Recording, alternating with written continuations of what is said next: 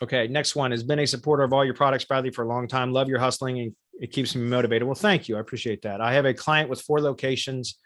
Can I use a link rotator on press releases?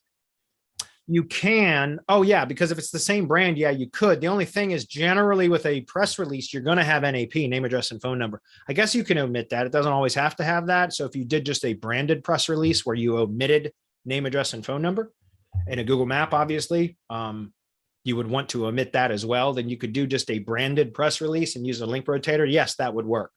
Then you could do the same thing with any sort of link building, period. You could use a link rotator.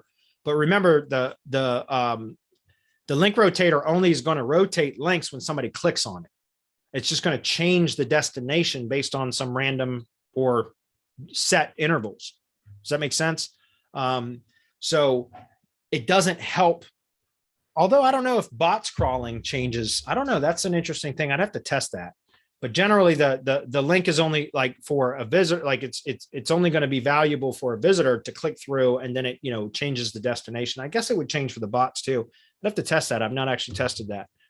But yeah, but generally, like I said, with a press release, you're usually going to have the NAP and a map, oftentimes a map embed too. So you'd have to omit all of that for it to work.